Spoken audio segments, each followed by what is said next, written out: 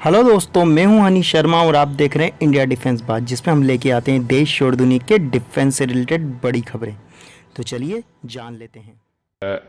Indian prime minister Narendra Modi भी शरीक होंगे।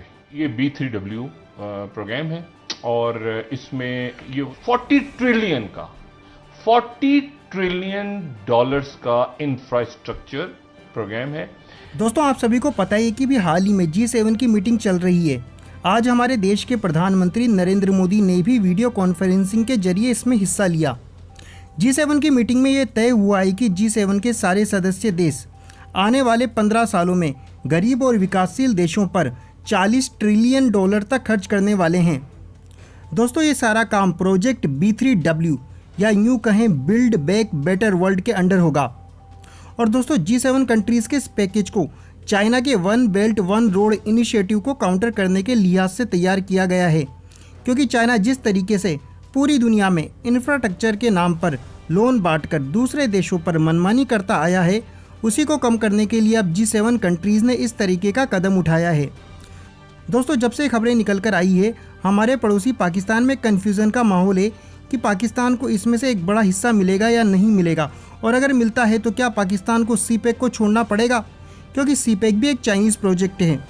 ऐसी कंडीशन में पाकिस्तान को फ़ायदे से ज़्यादा घाटा हो जाएगा। वहीं आने वाले समय में भारत इस प्रोजेक्ट से बहुत ज़्यादा फ़ायदा उठाने वाला है। सबसे मशवरा किया तो फिर G7 का जो इजलास हो रहा है, जो मुल्क की दुनिया की 7 बड़ी मीशतें 1975 वाली 7 बड़ी मीशतें जो आज जमा हैं, तो वहाँ पर ये B3W पार्टनरशिप अनाउंस हुई है वाइट हाउस की तरफ से। अच्छा, और अलामिया जो है वाइट हाउस का वो हमारे सामने है। उसमें यह है कि प्रेसिडेंट बाइडन ने और G7 लीडर्स ने उन्होंने लॉन्च किया है build back better world partnership programme. ठीक है, और इसमें वो ये कह रहे हैं कि जी ये B3W प्रोग्राम है और इसमें ये वही जो मैंने blue.net 40 ट्रिलियन डॉलर्स का इंफ्रास्ट्रक्चर प्रोग्राम है और डेवलपिंग वर्ल्ड के लिए, और जो कि ऑलरेडी कोविड-19 से मुतासिर है। ठीक है, ये इसका पूरा, और उसमें फिर उसके बाद थोड़ी सी इसकी डिटेल जो बताइए, उन्होंने कहा है कि कल हम इसकी मजीद। अच्छा, फिर ये कह रहे हैं कि ये ग्लोबल इन स्कोप है। इस पैराग्राफ में जो आप देखें, लैटिन अमेरिका से लेके कैरिबियन से लेके अफ्रीका से लेके इंडो पैसिफिक तक मुख्तलिफ G7 पार्टनर जो हैं वो मुख्तलिफ जोग्राफिक ओरिएंटेशंस के साथ इस प्रोजेक्ट को सामने ले आएंगे।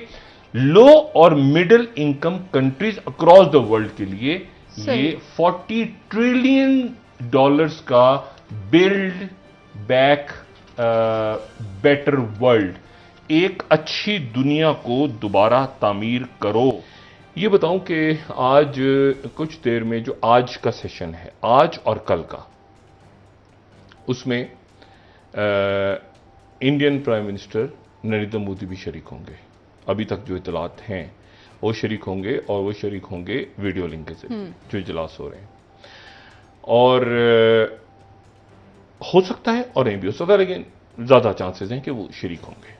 ठीक है, और ज़ाहिर है क्योंकि कोविड, इंडिया में कोविड की सूरत हाल ऐसी है जिसकी वजह से वो इन पर्सन ट्रैवल नहीं कर सके। लेकिन ये जो G7 का इजलास और यूरोपीय यूनियन का इजलास, मसला सारा ये है कि ये जो इन्वेस्टमेंट्स हो रही हैं ना, जो पैसा लग रहा है, जो अमेरिका पैसा लगा रहा है, ये जो मगरिब पैसा, एक बात बड़ी इंपॉर्टेंट है कि ये ग्लोबलाइजेशन में इसको शामिल किया जाए। क्या ग्लोबलाइजेशन का ही दौर था ना ये, जो हम आज जो दूसरी जंग अजीम के बाद ग्लोबलाइजेशन का दौर शुरू हुआ, साथ चले गए हैं 130। क्या ऐसा मुमकिन होगा कि एक ही मुल्क जो है वो बेल्ट एंड रोड में भी जाए? 130 में से मतलब क्या 50 मुल्कों में ये 40 ट्रिलियन का बनेगा? ये इश्यू आपको लाना पड़ेगा ना। तो उन मुल्कों से बात आप करेंगे कि क्या चाइना के अगेंस्ट जाओ फिर आपके पास इन्वेस्टमेंट होगी, या चाइना के साथ ही होगी इन्वेस्टमेंट होगी, या कर्जा होगा, ये अभी देखना है। लेकिन बात अच्छी है, अच्छी बात है कि इस तरह एक तरह से कंपटीशन भी मगरबी ममालिक भी वो अपनी रवायात पे आ रहे हैं ना कि भाई मदद करनी है हमने। देखिए 1 बिलियन वैक्सीन का ऐलान वहां से हो रहा है। दोस्तों, अब बात करते हैं हमारी अगली खबर की। केंद्र की नरेंद्र मोदी सरकार कोरोना महामारी के बावजूद विदेशी निवेशकों का भरोसा जीतने में कामयाब रही है। इसका सबसे बड़ा उदाहरण है कि देश का विदेशी मुद्रा भंडार या यूँ कहें फॉरेन एक्सचेंज रिजर्व 7 अरब डॉलर बढ़कर पहली बार 600 अरब डॉलर को पार कर गया है।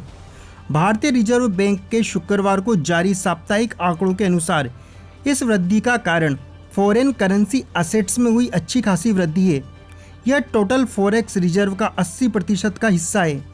इससे पहले 28 मई 2021 को समाप्त सप्ताह में विदेशी मुद्रा भंडार 5 अरब डॉलर बढ़कर 598 अरब डॉलर हो चुका था। इसके साथ भारत फॉरेक्स एक्सचेंज रिजर्व में नए रिकॉर्ड के साथ दुनिया का 5वां सबसे बड़ा देश बन गया है। खास बात यह है कि इस मामले में भारत ने अमेरिका को भी पीछे पछाड़ दिया है।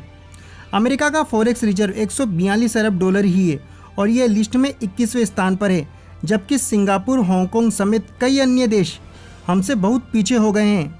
अब इस लिस्ट में भारत से ऊपर केवल चीन, जापान, स्विट्जरलैंड और रूस ही है। दोस्तों, यहाँ ध्यान देने वाली बात यह है कि पिछले साल कोरोना महामारी से लेकर इस साल की कोरोना महामारी तक भले ही देश की आर्थिक स्थिति में गिरावट आई हो, लेकिन दोस्तों देश के फॉरेन एक्सचेंज रिजर्व में भारी इजाफा हुआ है। इस एक साल के दौरान देश का फॉरेन एक्सचेंज रिजर्व तकरीबन 150 बिलियन यूएस डॉलर तक बढ़ चुका है। दोस्तों, इसे अब तक की भारत के इतिहास की सबसे बड़ी जंप के तौर पर देखा जा रहा है। दोस्तों, बात करते हैं हमारी अगली खबर की। दोस्तों, पाकिस्तान की सरकार ने इसी साल अप्रैल में कुलभूषण जाधव को हाई कोर्ट में अपील करने के लिए एक अध्यादेश लाई थी। गुरुवार को उसी बिल को संसद में पास करा लिया गया।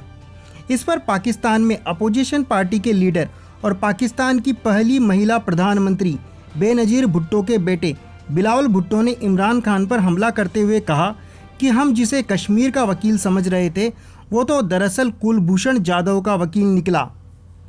लेकिन बिल का बचाव करते हुए पाकिस्तानी विदेश मंत्री शाह मसूद कुरैशी ने कहा है कि वो तो बस अंतर्राष्ट्रीय अदालत के फैसले का अमन कर रहे हैं, इससे इमरान खान का कोई लेना देना नहीं है। साथ ही उन्होंने कहा है कि भारत भी यही चाहता है कि पाकिस्तान आईसीजे के फैसले पर अमल ना करे और यहाँ विपक्ष भी यही चाहता है। अफसोस की बात है कि पाकिस्तान का विपक्ष भारत का साथ दे रहा है, ऐसा उन्होंने कहा। वहीं पाकिस्तान के केंद्रीय कानून मंत्री ने कहा है कि अगर ये बिल नहीं लाया जाता तो भारत आईसीजे में पाकिस्तान को अवमानना का नोटिस दे सकता था और वो संयुक्त राष्ट्र सुरक्षा परिषद में भी जा सकता था। इसलिए उन्हें यह बिल पास कराना जरूरी और मजबूरी दोनों ही था। दोस्तों, उम्मीद करते हैं आपको ये वीडियो पसंद आया होगा। अगर यह वीडियो पसंद आया तो प्लीज़ इस वीडियो को लाइक करें और इस तरह के और वीडियो देखने के लिए हमारा चैनल सब्सक्राइब करें। तब तक के लिए जय हिंद, जय भारत।